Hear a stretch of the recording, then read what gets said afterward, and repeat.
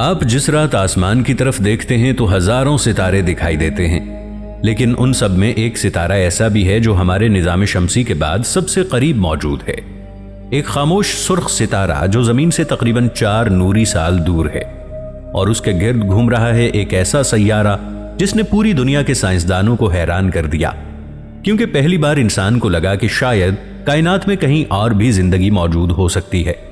یہ سیارہ ہے پروکسیما سینچری بی۔ یہ پروکسیما سینچری بی نامی ستارے کے گرد گھومتا ہے۔ یہ ایک سرخ بونا ستارہ ہے، سائز میں سورج سے چھوٹا، کم روشن مگر انتہائی متحرک اور خطرناک۔ جب اس سیارے کی دریافت ہوئی تو سائنس کی دنیا میں ہلچل مچ گئی، کیونکہ یہ پہلا ایسا قریبی سیارہ تھا جو اپنے ستارے کے اس علاقے میں موجود تھا جہاں پانی مائع حالت میں رہ سکتا ہے، یعنی نظریاتی طور پر وہاں زندگی ممکن ہو سکتی ہے۔ لیکن اصل حیرت صرف یہ نہیں تھی کہ وہاں پانی ہو سکتا ہے، بلکہ یہ تھی کہ یہ سیارہ کائناتی فاصلے کے حساب سے ہمارے بہت قریب ہے، صرف 4 نوری سال۔ یہ سننے میں کم لگتا ہے، لیکن حقیقت میں اگر آج کا تیز ترین خلائی جہاز بھی وہاں بھیجا جائے تو اسے پہنچنے میں ہزاروں سال لگ سکتے ہیں۔ اور یہی وہ لمحہ ہے جہاں انسان کو پہلی بار احساس ہوتا ہے کہ کائنات میں قریب کا مطلب بھی انسان کی سوچ سے کہیں زیادہ بڑا ہے۔ پروکسیما سینچری بی کا حجم زمین سے ملتا جلتا سمجھا جاتا ہے، اسی لیے کچھ سائنسدان اسے دوسری زمین کہنے لگے، لیکن حقیقت اس سے کہیں زیادہ پیچیدہ ہے۔ یہ سیارہ اپنے ستارے کے بہت قریب موجود ہے، اتنا قریب کہ وہاں ایک سال صرف چند دنوں میں مکمل ہو جاتا ہے، یعنی وہ اپنے سورج کے گرد بہت تیزی سے چکر لگاتا ہے، اور اسی وجہ سے سائنسدانوں کا خیال ہے کہ ٹائیڈل لاک کا شکار ہو سکتا ہے، یعنی اس کا ایک حصہ ہمیشہ اپنے ستارے کی طرف رہتا ہوگا جبکہ دوسرا حصہ ہمیشہ اندھیرے میں ڈوبا رہتا ہوگا۔ اس کا مطلب یہ ہے کہ ایک طرف ہمیشہ دن ہوگا، مسلسل جلتی ہوئی روشنی اور شدید حرارت، جبکہ دوسری طرف ہمیشہ رات ہوگی، انتہائی سرد، تاریک اور شاید برف سے ڈھکی ہوئی۔ اب تصور کریں ایک ایسی دنیا جہاں سورج کبھی غروب نہ ہو، اور دوسری طرف ایک ایسی زمین جہاں سورج کبھی طلوع نہ ہو۔ لیکن سب سے بڑا مسئلہ اس کا ستارہ ہے۔ پروکسیما سینچری ایک پرسکون ستارہ نہیں بلکہ ایک انتہائی متحرک سرخ بونا ہے۔ یہ مسلسل طاقتور ریڈیشن اور سٹیلر فلیئرز خارج کرتا رہتا ہے، بعض اوقات اتنے شدید کہ وہ پورے سیارے کی فضا کو تباہ کر سکتے ہیں۔ سائنسدانوں کے مطابق اگر پروکسیما سینچری بی کے پاس مضبوط میگنیٹک فیلڈ نہ ہو تو اس کی ایٹماسفیئر شاید بہت پہلے ہی ختم ہو چکی ہوتی، یعنی وہاں پانی موجود ہونے کے باوجود زندگی پھر بھی ناممکن ہو سکتی ہے۔ لیکن حیرت انگیز بات یہ ہے کہ انسان پھر بھی امید نہیں چھوڑتا۔ شاید کائنات میں زندگی کے اصول وہ نہیں جو ہم سمجھتے ہیں۔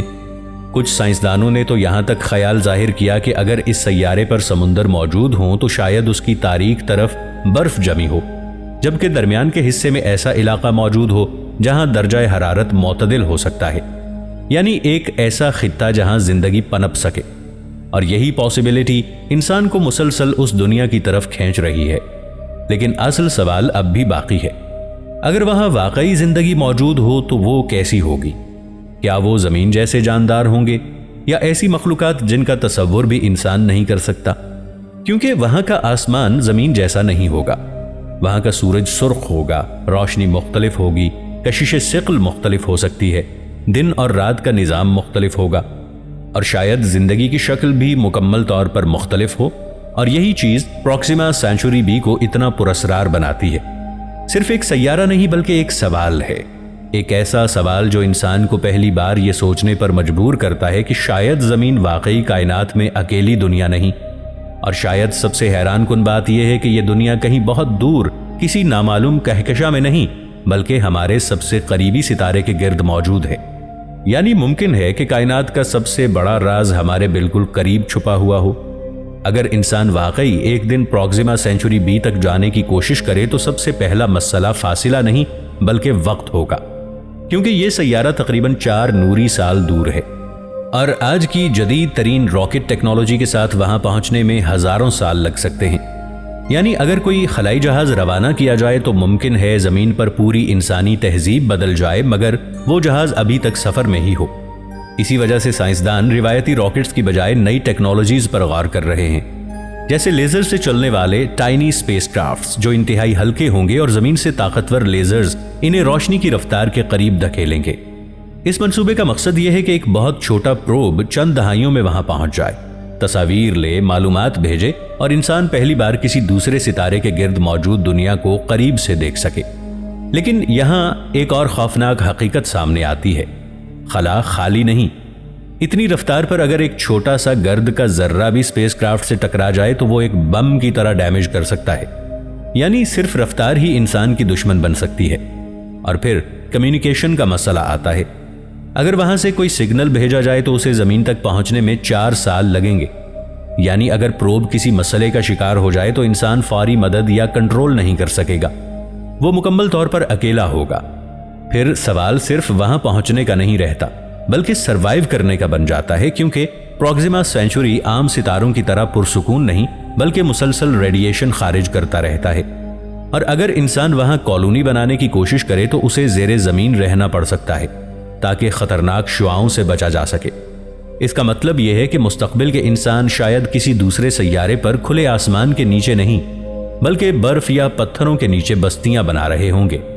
वहां का आसमान जमीन जैसा नीला नहीं होगा, वहां सूरज छोटा मगर सुर्ख दिखाई देगा, और अगर एटमॉस्फेयर पतली हुई तो शायद आवाज भी मुख्तलिफ महसूस हो।